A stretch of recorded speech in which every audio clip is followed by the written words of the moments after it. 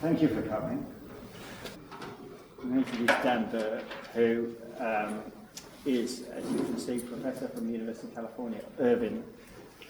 I've known Dan for a while, and I remember first encountering Dan through his work, particularly on patents.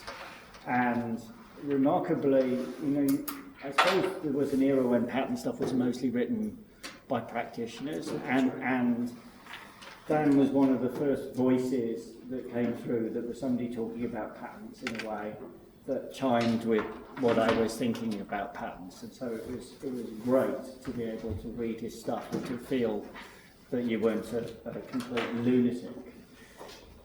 He's written, I don't know, you've written quite a lot, haven't you? Fair bit. Some of it, unusually for an American, takes the form of a book. So this is the patent crisis and how the courts can solve it, which talks about the idea of different levers in patent law that can be used to improve the situation. But Dan has also written very widely on copyright and as well as patents. And in that respect, you're one of the very few, I think, US scholars who cover a range of IP. There's this increasing specialization. Crossovers. We've had Dan here speak before to a similar audience in terms of size, not in terms of people. I've had a lot of apologies, I should say, people who couldn't make it.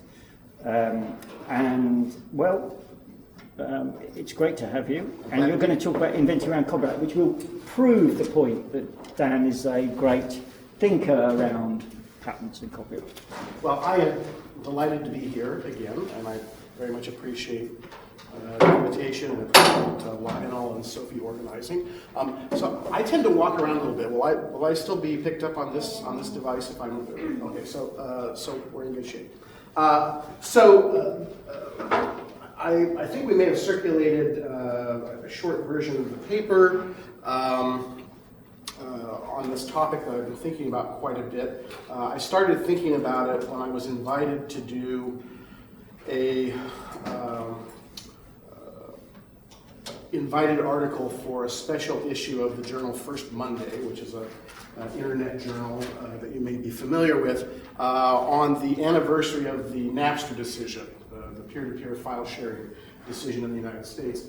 And at the same time, Karen Young, who some of you may know at King's in London, asked me to do a chapter for an Oxford handbook on regulation, thinking about copyright as a form of regulation. And when I started thinking about those two things together, I came up with some interesting crossovers. And so that's what I'm going to try and describe to you. You should feel very free to stop me. I'm going to reference 2 or 3 American cases that you may have heard of, but I'm happy to sort of spell out the details. Maybe you can help me think if there are British or European cases that either prove or disprove my thesis here. But the general thesis is that there has long been a doctrine in patent law called inventing around. The idea is that patent law encourages innovation, usually by offering an incentive, a reward for telling us about a new inventive type of technology. But a number of people have argued, and some American courts have embraced the idea that patent law also encourages innovation by forcing new innovators to work around the existing rights, to invent around the patents that already exist. And so patents are kind of like an obstacle course, right? It sort of allows you to practice and sort of increase your innovative muscles by dodging and leaping around all of these existing patent claims. And as I worked on this project having to do with Napster and copyright regulation, it became, I think, apparent to me that in some sense, copyright may do the same thing.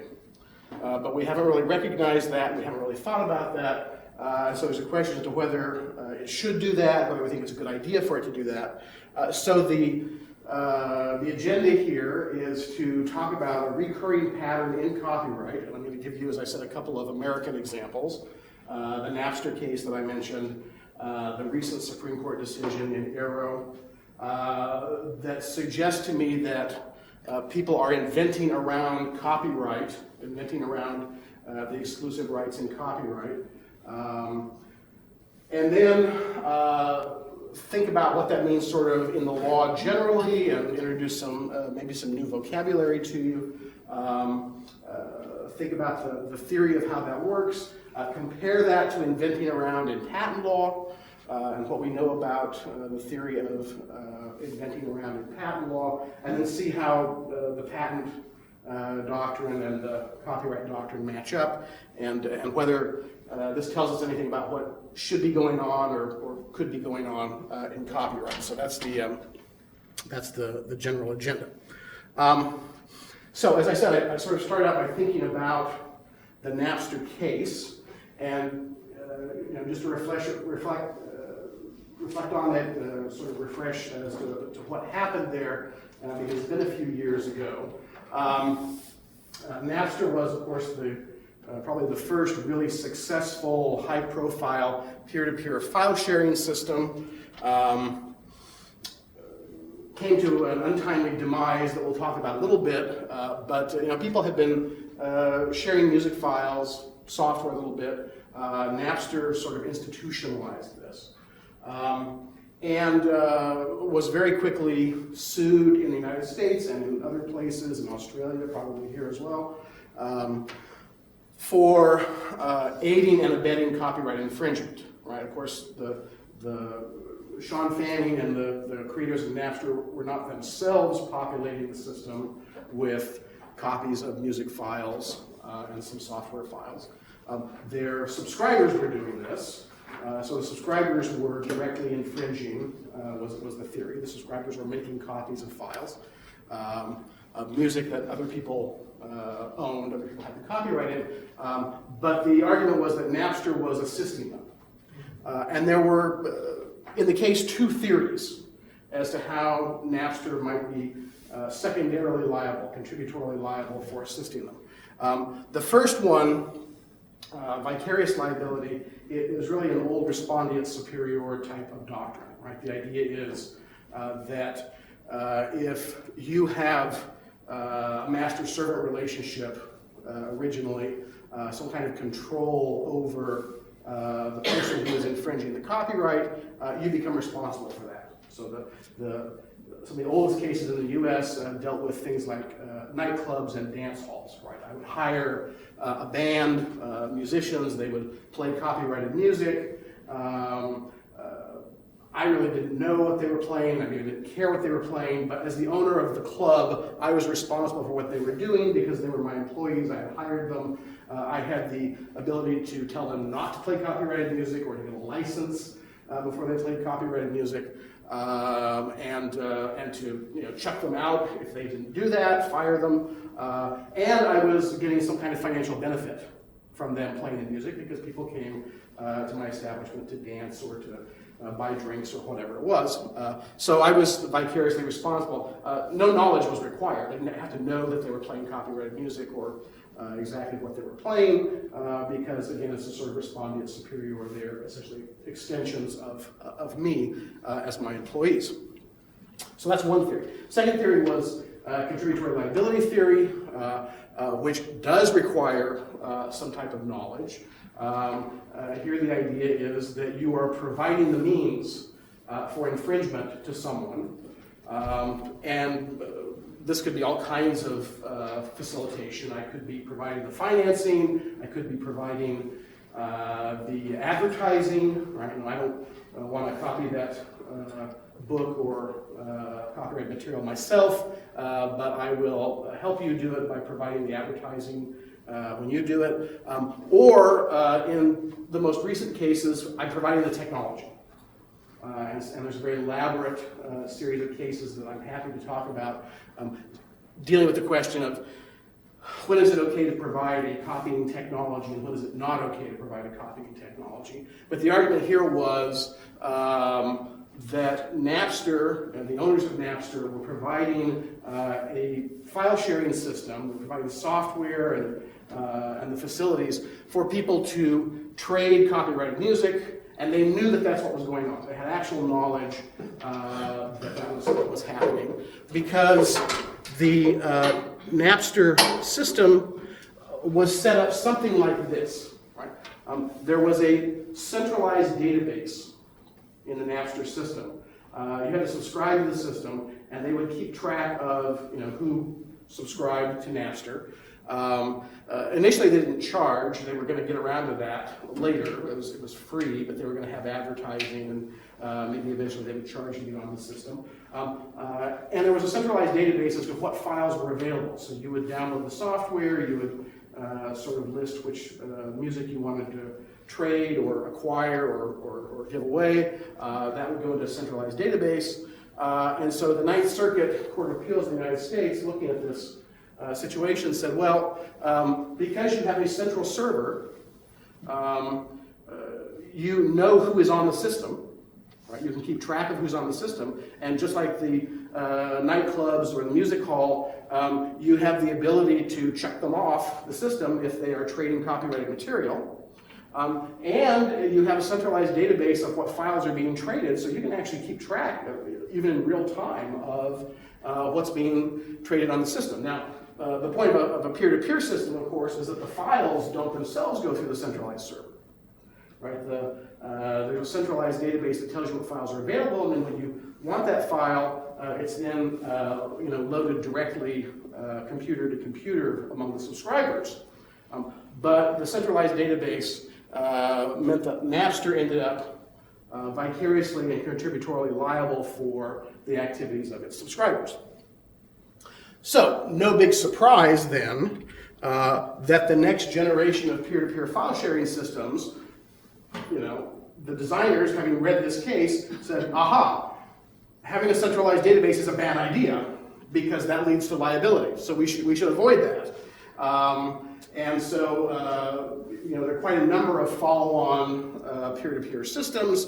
The Aimster system, for example, that used the America Online messaging system, they actually went so far as to encrypt the communications. It was sort of an automatic feature of their system that the communications between subscribers were encrypted.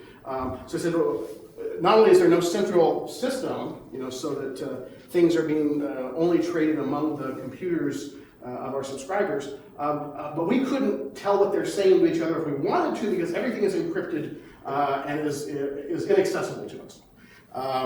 That went to our friend Judge Posner in the Seventh Circuit, a very famous American jurist, who, as you can imagine, was unimpressed with the idea that he said, you've willfully blinded yourself to what's going on in the system. You can't escape liability. By sort of saying, see no evil, hear no evil. I don't know what's on the system. You don't know what's on the system because you designed it to be unreadable to you. But you have a pretty good idea what's going on in the system anyway. The Grokster system was another follow-on system.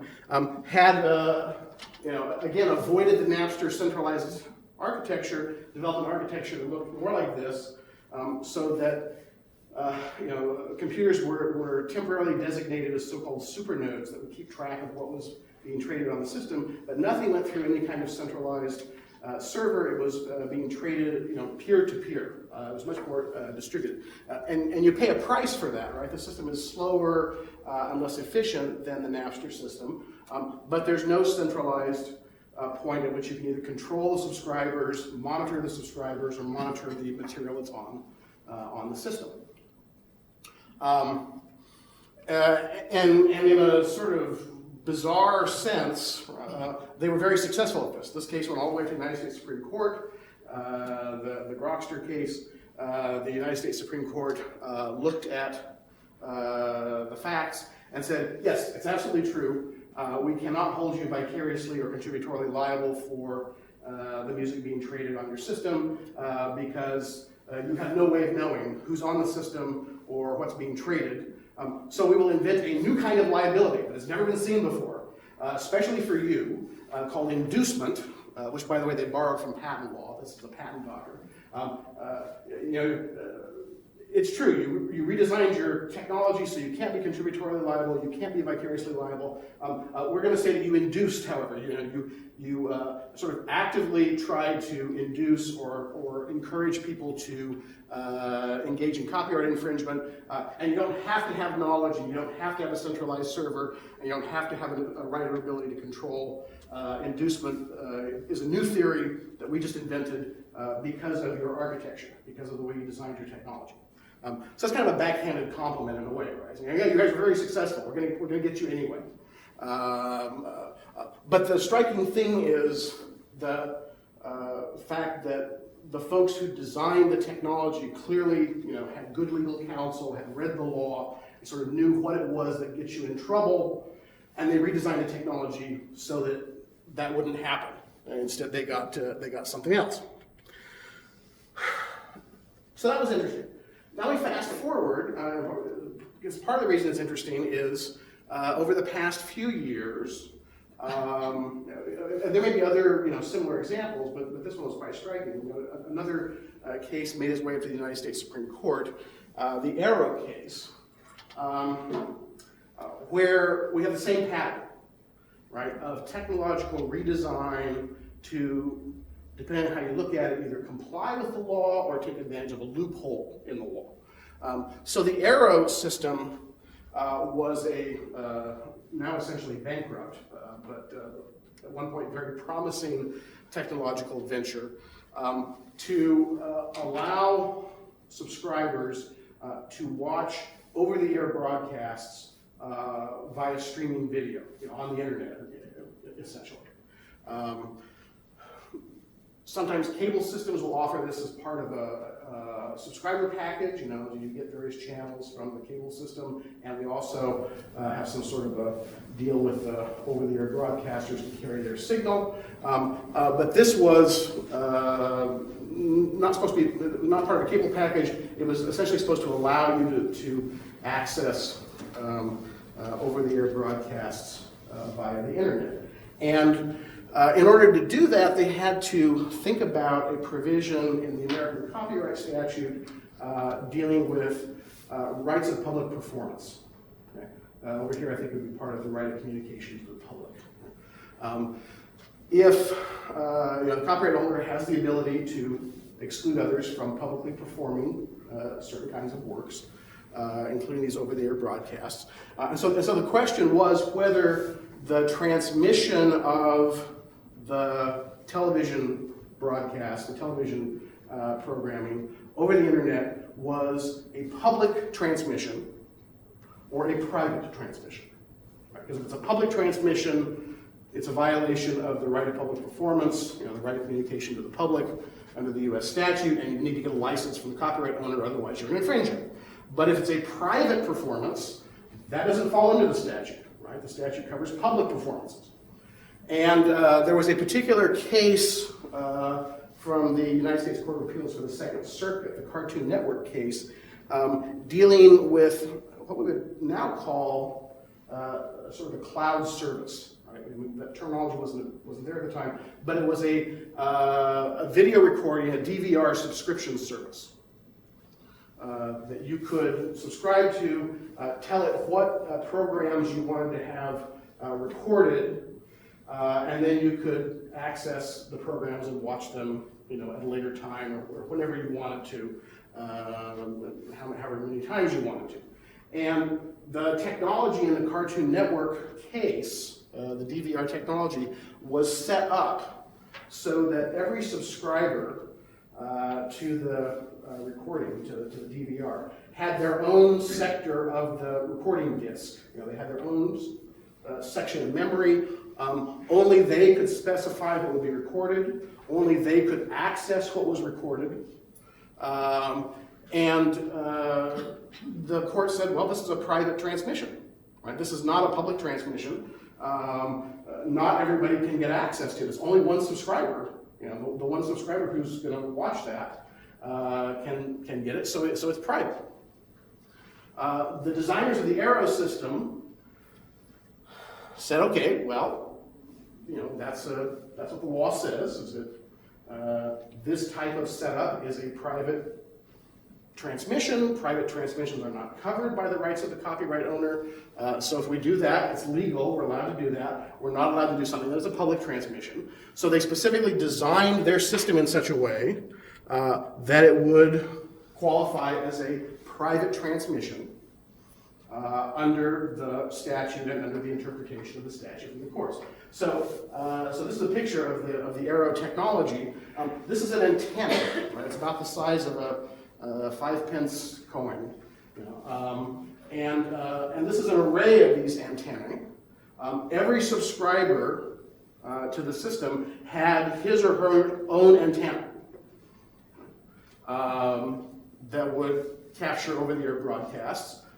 That was then fed to either directly to the subscriber, or you could record it for later watching, very much like a Cartoon Network setup. You had your own cache of memory, your own sector on the disk.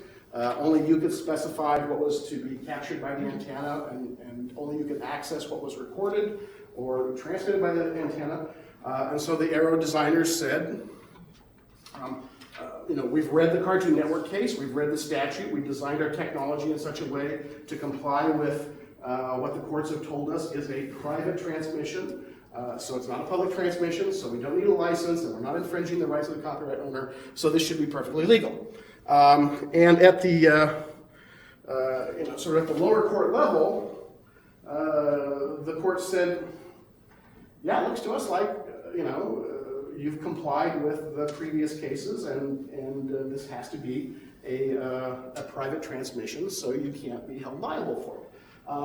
One of the judges, Judge Chen, dissented, and he said, I can't believe that this is permissible, right? That someone can essentially take a loophole in the statute and navigate their way around the copyright owner's rights. This seems to be very unfair. And he said, I don't think there was any reason to design a system with all these little tiny antennae and your own feed from the broadcast, unless you were trying to evade the law, unless you're trying to get around the law. And he referred to the Arrow setup, which, that's the actual technology, sort of looked like this, right?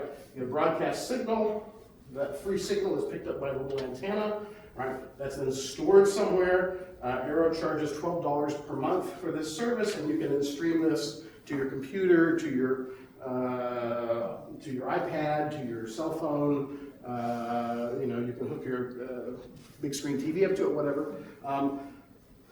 And it looks like a private performance. Judge Chen said this is a Rube Goldberg device. Now, I always get worried about that because that's sort of a very cultural reference. You have to know that Rube Goldberg was a well-known cartoonist back in the early 20th century who would do cartoons of these extremely elaborate and ridiculous inventions, right? So this is a self-operating napkin. It's drawn by Rube Goldberg, and he did hundreds of these. The way that it works is that when you have your spoon and you scoop up the soup out of the bowl, it pulls a lever which then flips a cracker up into the air. The parrot then grabs the cracker, which causes the parrot's perch to tip. Some sand goes into a bucket, which then lifts the lid on a lighter, which lights the rocket. The rocket goes off, cuts the string,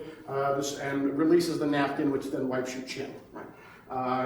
This is a fairly typical Rube Goldberg type of device, right? And he did lots and lots of these. So Judge Chen said this whole business with the tiny individualized antennae and everything else is a Rube Goldberg contrivance. There's no reason to design technology that way. There's no benefit or efficiency except to get around the law. I think you designed it specifically to avoid the law. Now, if you think about it, that's kind of an odd accusation. Right? I mean, it's not very often that we say, you bad person, you obeyed the law, and we're really unhappy with you for doing what the courts or the legislature told you to do. But that's essentially the gist of the argument here. When it gets to the Supreme Court, then, the United States Supreme Court, they pretty much agreed with Judge Chin. They literally say in the opinion, we don't care how the technology works. You know, I mean, it's true. You have these little antennae, and you have individualized recording and everything. We don't care. We think it looks like basically like a cable system. It looks like a cable television system. Certainly, that's, you know, you're taking an off the air broadcast, over the air transmission, and you know, sort of moving it down some wires to somebody's device. We think that's basically what the legislature had in mind. That's what Congress had in mind when they developed the rules for cable and public versus private transmission. So we don't care what your technology looks like.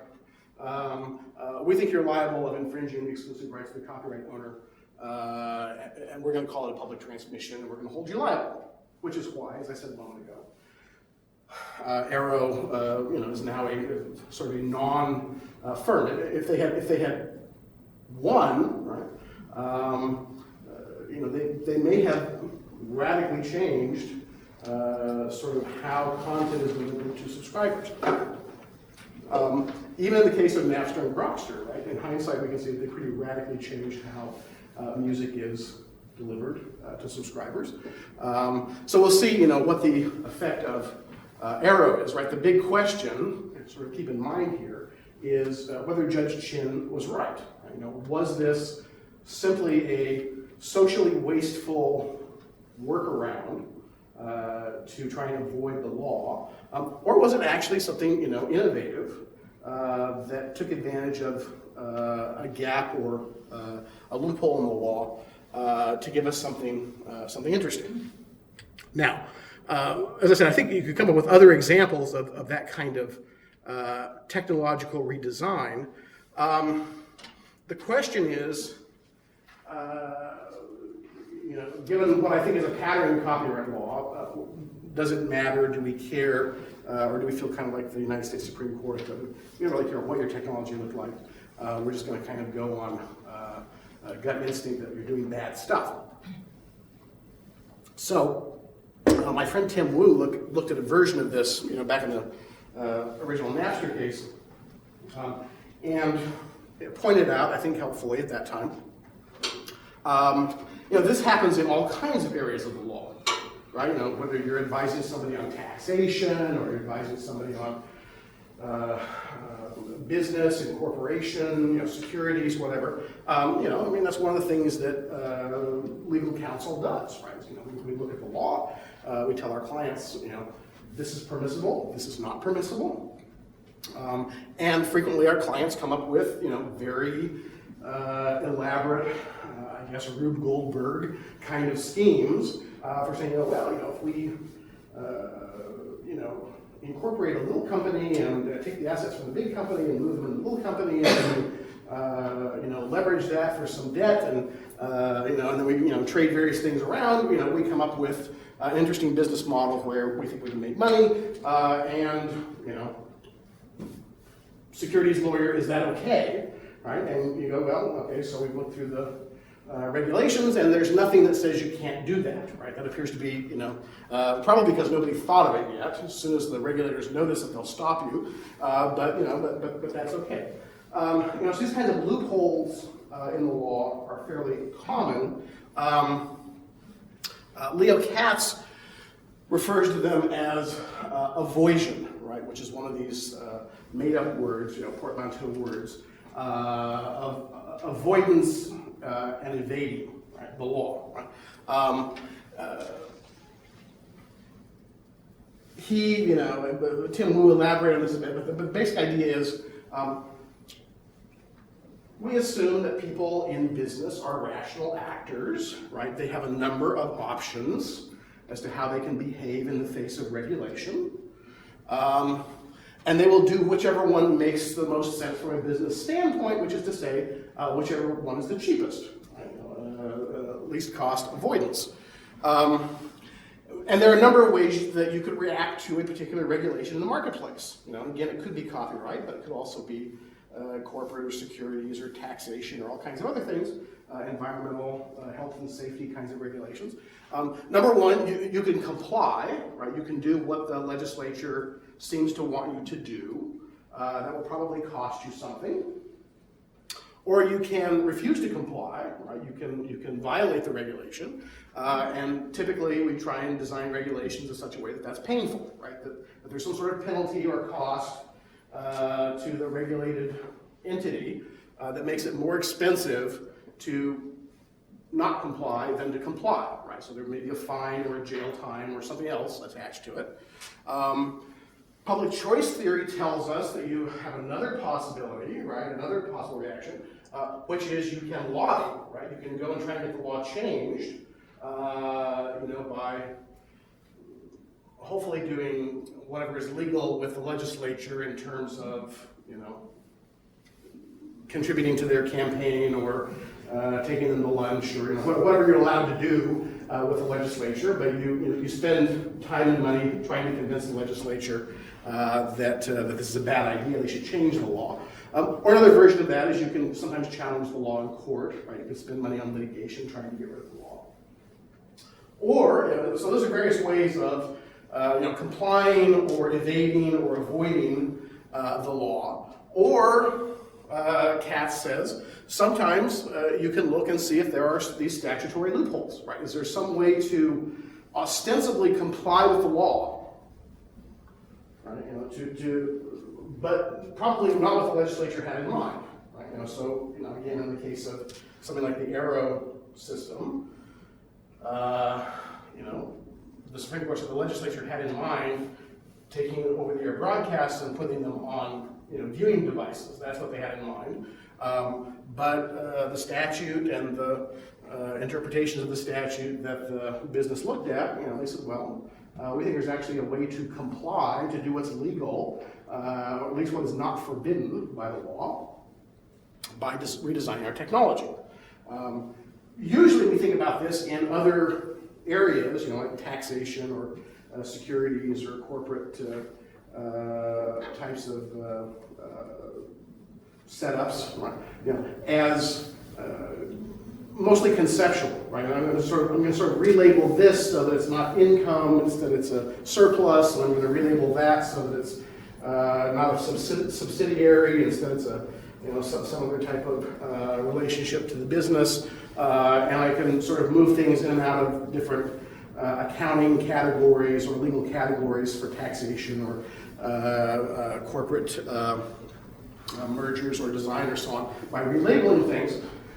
The question here is, are there situations where your cheapest option, rather than complying, rather than taking the penalty for not complying or going to lobby and trying to get the law changed, is your cheapest option to redesign your technology? And sometimes that may be the case. I'm actually I'm happy to talk about this now or during questions or whatever. I've actually been trying to poke around to see if there are examples in other areas, and there pretty clearly are. Most of them are kind of messy. This is not in the paper, so my personal favorite at the moment is actually regulation of GMOs in the European Union. Right? There's sort of very, very heavy labeling and safety kind of regulation of genetically modified organisms, which is to say plants in particular, plants and animals that have been altered by recombinant DNA technology in the European Union. In fact, there's only been one, as far as I can tell, one crop in the last 10 years that has actually gotten regulatory approval in the EU. Companies like BASF and DuPont have changed their technology. They're now using what's called irradiation, which means that they take seeds, they expose them mostly to various types of gamma rays. There's another version of this where they expose them to various chemicals to create mutations in the seeds, and they sort of grow the seeds and see if they have interesting traits for crops, and then you cultivate those particular ones that seem to be interesting. Those aren't covered by the regulations, and they're being used with as far as we know, great abandon in the European Union, which is a little ironic, right? Because at least under most common definitions of genetically modified, they're very genetically modified, right? They're mutated, right? These are kind of X-Men seeds. And you really don't know how, right? The recombinant DNA technology, you sort of take a specific gene from another organism and you move it into the plant or whatever you're trying to change, and you have a pretty good idea of what you're looking for and where it's going to go. The mutation thing is just random; it just sort of shotgun blasts the genome of the plant, and they've actually had to withdraw a few of these mutated mutagenic crops because for things like potatoes, for example, sort of have natural amounts of cyanide or strychnine that have sort of gone over the limit, right? Because we change this thing so much that now it's actually dangerous. It has too much cyanide in it. But those are not regulated, right? So there's an interesting loophole in the regulation, and it's actually cheaper to just go to this other technology and use this other technology than to use the probably safer genetic engineering technology, the recombinant DNA technology that people don't like, that's covered by the regulations. So this happens in lots of places, and clearly seems to be prompted by copyright, right? When we look at the Napster case, when we look at the Arrow case. And so the question is that a good thing or a bad thing? Well, the United States Supreme Court seems to have twice told us that they think that's a bad thing, right? Grokster got in trouble, Arrow got in trouble for doing this. But ironically, as I mentioned at the beginning of my little presentation, there is an area, right, which is the area that we most closely associate with innovation, where we routinely say this is a good thing to do. Unlike Judge Chin, unlike the United States Supreme Court, we have for a long time in the patent area said, look, patents, these documents that confer exclusive rights, they end in, most of you have looked at them at some point or other, they end in claims, right? There's a very long sentence that's supposed to describe the parameters of the rights that the patent holder gets, and describes them in terms of the technology that they are claiming. And commentators and courts going back into the 19th century have said, well, it's perfectly okay to design around the limits of the claim. Right? I mean, if you sort of infringe on the claim, that's obviously bad. You're violating the exclusive rights of the patent holder, and she should sue you and get damages and injunctions and all those kinds of things. But if you can figure out a way to avoid the technology that's covered by the claim, that's okay. And not only is that okay, it's a good thing. Because that is, this encourages people to be clever, to be innovative, to come up with new ways of doing things, new technologies that don't infringe on the patent holder's rights. Now, in the United States at least, I know that there's some case law here that says that Britain's not supposed to have a doctrine of equivalence, and it kind of varies depending on where you go. Scandinavians seem to have one.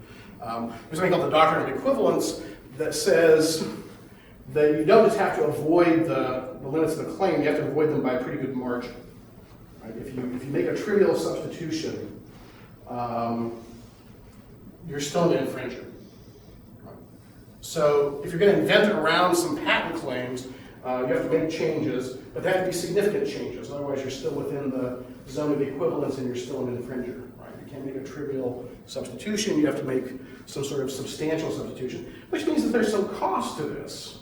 Right? You've got to skirt the claims, and you've got to skirt them by a wide margin. But if you can do that, and that's your least cost avoidance, right? You could take a license, but if you'd rather come up with an alternative that skirts the edge of the claims by a good margin and avoids the doctrine of equivalence, well, then you're obviously a very clever person, and we think that's wonderful, and you ought to do that because that gives us some new technology that we wouldn't have had otherwise. Now, people have thought about this for some time, right? This is clearly related to a literature, which again, I'm happy to elaborate on for anyone who hasn't bumped into this before, on so-called patent racing. Right? and rent dissipation. And one of the concerns that a number of people have expressed, particularly Ed Kitch at the University of Virginia, about patents and why we have patent exclusive rights or monopolies, is the concern about rent dissipation. That if you get two innovators, two sets of inventors in a race to get to market first, they're going to burn up all the social value of the technology in trying to get ahead of the other one, which is why Kitch says it's actually a good thing to give exclusive rights to somebody so that we don't get these multiple contenders to get the same technology to market. So you don't want to dissipate the rent, you don't want to dissipate the value of the technology in these races to get to the marketplace first. And Michael Abramowitz and some other folks have pointed out, well, inventing around is kind of like a patent race where one of the parties already won the race, right? I mean, basically, somebody's already gotten to the marketplace, they already have the patent, and now it's the depending on your metaphor, right, the tortoise or the hare, where it's already gotten there, right? And whoever's coming along behind, I guess it's the hare in the story, now has to come up with another alternative, has to invent around the patent that already exists. So it could be that you end up with rent dissipation, right? It could be that, in other words, we're forcing people by causing them to invent around, we're forcing them to come up with stuff we don't need, right? We already have a way to do this. We already have technology that will accomplish whatever this particular purpose is. Someone who's inventing around is just coming up with a substitute for technology that we already have. On the other hand, right, and actually let me drive that point home a little bit more.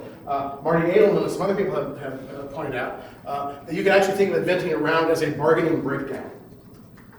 Right? In other words, someone has invented a technology, they have a patent on the technology, and the hare, right, the later comer in the race decides to invent around instead of licensing the technology. Well, that means that something went wrong, right? Because if the price was right, if the cost of licensing was low enough or affordable enough, so that it was less than the cost of inventing around, the second comer should have licensed the technology. Rather than spend the effort and money on inventing around, coming up with a new version of the technology. And it would always be in the patent owner's interests to have the person license the existing technology, because if they invent around, there's now a substitute in the marketplace that's going to compete with them.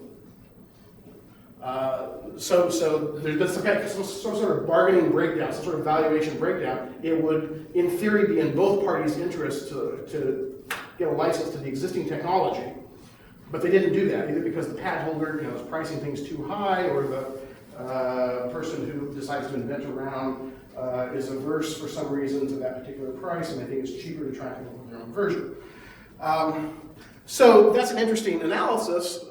My co-author on this book, Mark Lemley, has pointed out patent racing actually may not be a bad thing, right? And this whole business about rent dissipation may not be a good way to think about it, indicating that inventing around may be a good thing, because normally in a free market we think it's good to have substitutes, right? We don't want the patent owner to have the only option, the only type of technology that will do this. If we can convince somebody to invent around and create a substitute, that keeps them from having all the bad things that go with monopolies, right? So we give consumers a choice. You can have the old patented one, or you can have the new one that was invented around. That means the patent owner is probably going to have to lower his price, right? Because there's a substitute in the marketplace. So like all the good stuff that we normally think of from competition might be coming from this. And in a sense, now going back to copyright, sort of taking what I've just said about patent law back to copyright, in a sense that's what's encapsulated in Judge Chin's Rube Goldberg comment, right? Sort of disparaging comment about Rube Goldberg inventions.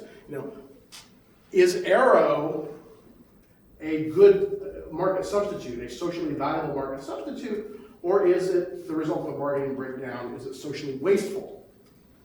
Right? He was essentially accusing them of being socially wasteful.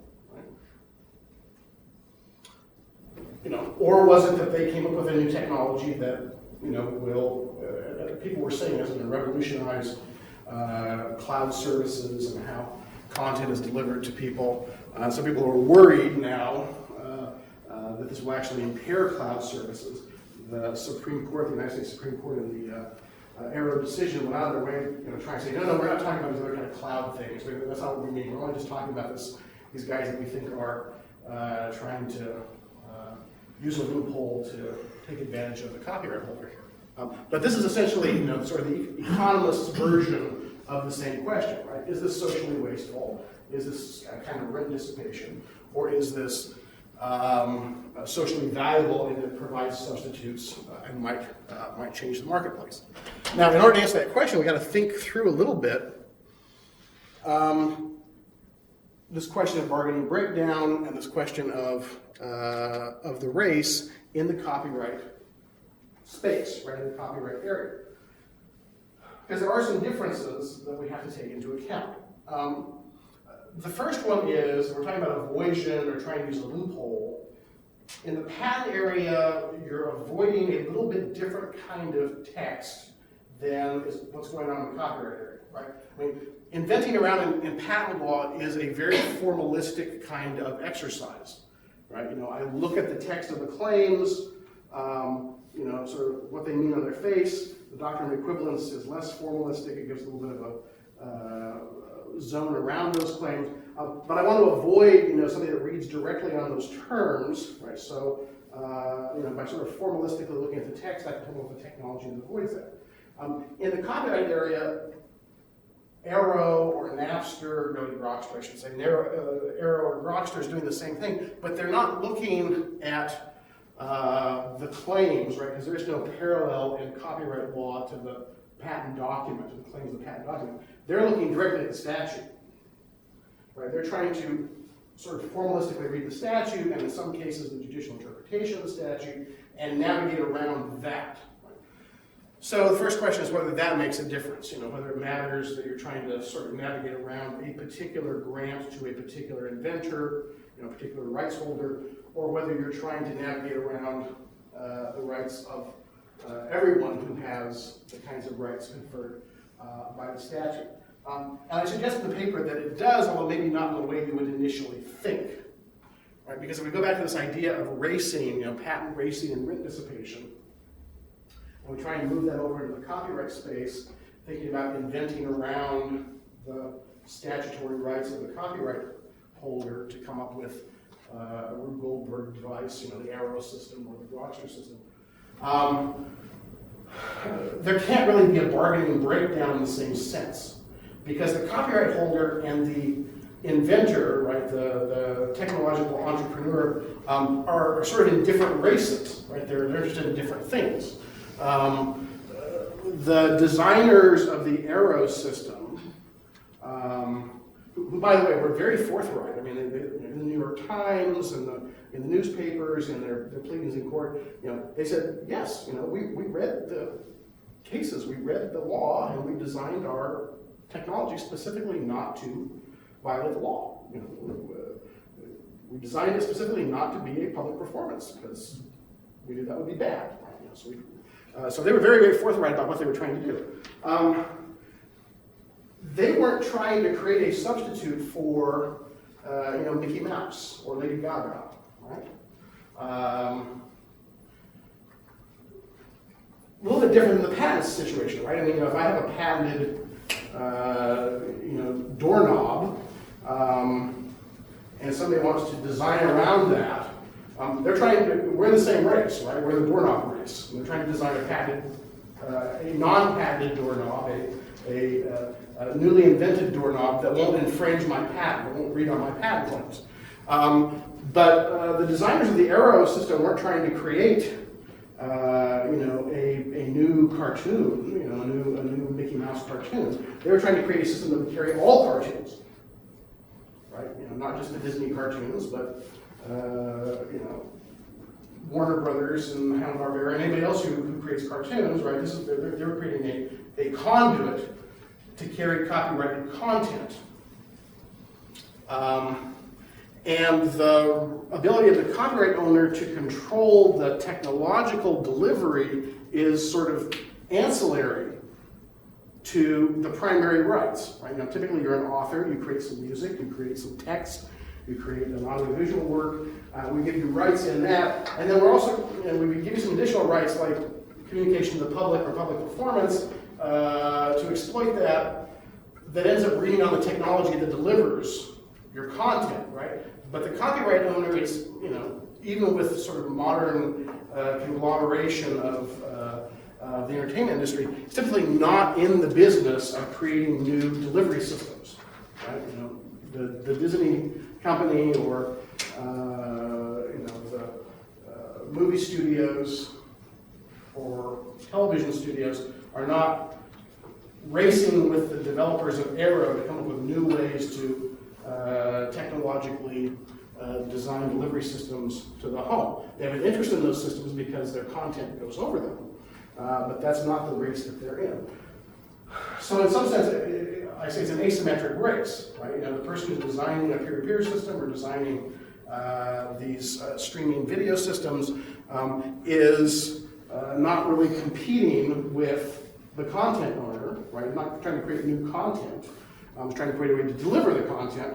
Might be competing with somebody else who designs those systems, but probably not with the copyright owner. Which leads to some perverse and possibly undesirable social effects. Right? If I'm going to deliver content, if I'm going to design a new system for delivering computer files or delivering streaming video, and every owner of content has an interest in that, right? Every movie studio, every television producer, every music label has an interest in what's going to be delivered over that content. I have a huge collective action problem in terms of trying to get everybody to agree. Okay, is it okay if I have all these little antennae that capture over-the-air broadcasts and deliver them to the mobile devices that people are now using? I've got to get, hundreds, if not thousands, of content owners to sign on to this. Otherwise, somebody holds out, somebody says no, right? I've got to, what am I going to do about avoiding capturing their content? So there are ways to deal with that kind of thing. Maybe, there was an age in which collecting societies seemed to work. They seem to work less well now. But there's a very, very large collective action problem, which I suggest may mean that we have more need for inventing around in copyright than we do in patent, right? In patent, we're really just talking about, here's one patent owner with a patent, and here's somebody who's going to try and design around their claims, and maybe they can come to a bargain, or if they can't, if the patent owner makes it too expensive, then we get a nice substitute in the marketplace.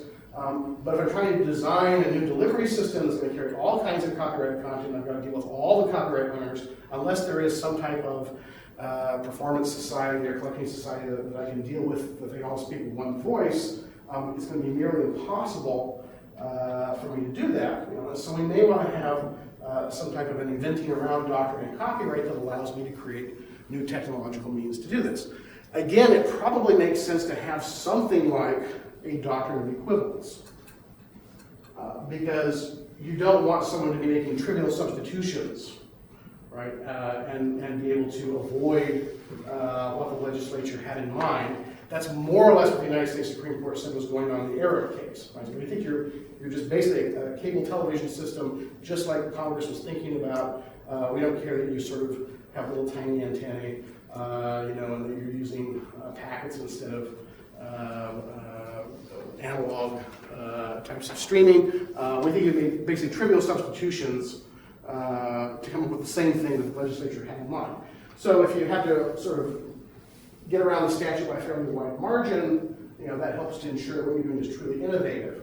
But the collective action bargaining analysis that we borrow from patent law may suggest that inventing around could be more important in copyright than it has been in patent law. And so that's sort of what I said in the paper, and there hasn't been a riot yet or any questions, so maybe looking forward to your questions. Maybe there are examples locally of the same kind of pattern of designing technology to avoid previous copyright decisions, or maybe this is a uniquely American thing. I don't think so, given what I said about GMOs. So I'm happy to talk about the cases, happy to talk about rent dissipation or anything else, and I appreciate you being here, and there's wine outside if nobody is. Have a nice day.